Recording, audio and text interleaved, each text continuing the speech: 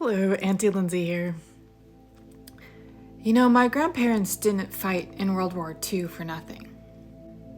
My grandmom was from Yorkshire, but her family was from Prussia, Latvia, Russia. They were Ashkenazi Jewish. They were all pushed from their homes and decided to immigrate to England.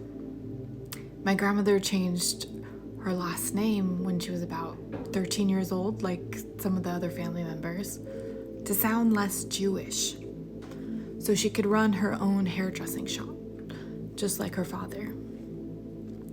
I come from a long line of hairdressers back in England. In high school, when I did Fiddler on the Roof, my grandmother cried. At the time, I didn't really understand why.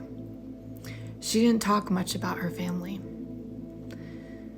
So she was kind of shunned when she married my grandfather, not Jewish, blonde hair, blue eyes. But she did what she wanted. She was a stubborn lady. And later, when they fought during war, my grandfather was a merchant marine for England, would change ships every time they docked, just for good luck, because he thought if you stayed on the same ship, you might get hit. My grandmother drove an ambulance, and she used to take the Jewish children out to the countryside for safekeeping. When we were going through some of her things, we found an armband with that famous symbol on it. My grandmother was a collector of many things. I have so many of her wonderful books and other collectibles. She loved to collect newspaper articles, especially about her parents, her sister, who was also famous. At that time, she used to play the accordion.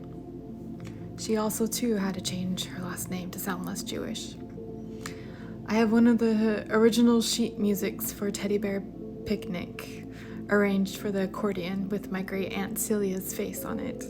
She's standing there in a black and white photo with the accordion. She played all over Europe for the BBC, but she couldn't go under her real last name. She didn't want to sound Jewish. Which is kind of funny because also another distant cousin, my grandmother's cousin, the first prima ballerina of England, the Dame Alicia Markovia, aka Lillian Marks. Marks was my grandmother's mother's maiden name. Still Jewish. But it's interesting that they changed her name to sound more Russian because she was a ballerina. We have a long history, and my ancestors have been telling me ever since I could remember. When I was about 10 years old, my safe place was the library. I read a lot of books. Books that a 10-year-old wouldn't normally read. I was reading books about the Holocaust. I don't know why. I think my ancestors were telling me something. I was fascinated. I wanted to know why humans did such horrible things to other humans simply for their DNA or their culture or religion. Even back then, I was still questioning these things. So I read tons of books on the Holocaust, and later in school we read the Diary of Anne Frank. I've also seen the play, I think, a couple times in Seattle and can't remember where else. But I see patterns of behaviors. Part of me being quiet for so many years due to trauma. I still watched people. I had to watch everybody for my safety. I had to walk on eggshells. I had to get the vibe of the room to tell what kind of mood someone was in. See if I was gonna get hit that day or yelled at or beaten or who knows. I learned to watch people.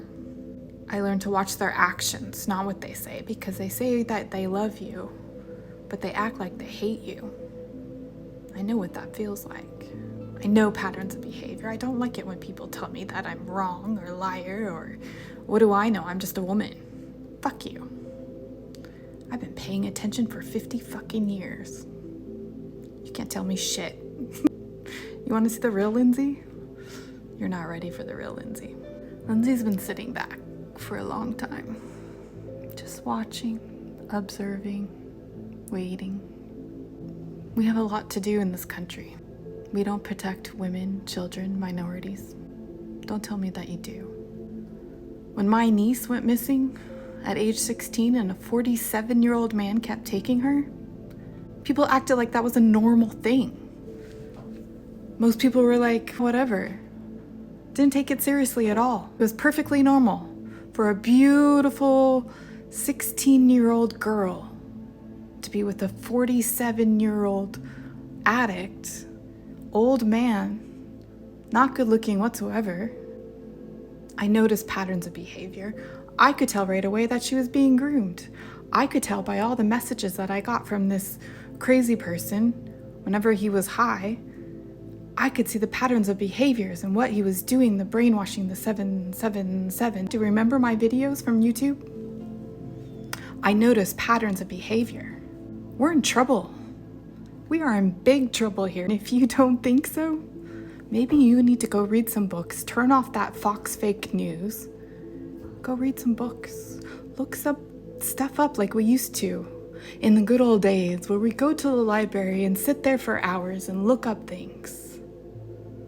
Look through encyclopedias and things on cardstock. When did we start listening to crazy people, false prophet, people just preaching whatever agenda they want for power and money?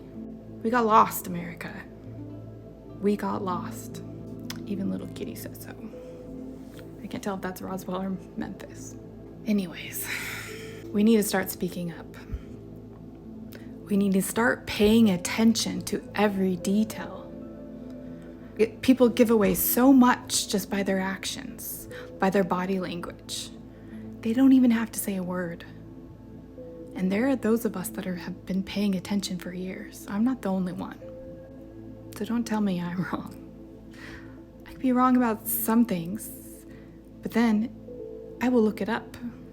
I will see, well, maybe I was wrong. Let me check it out. Because that's what you do. You're supposed to have a curious mind. Don't you want to evolve?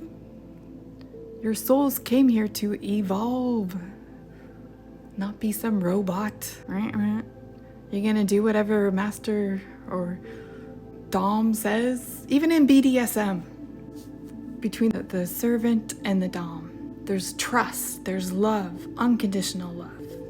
That bond you cannot be subservient to anyone if you don't have that trust and that unconditional love.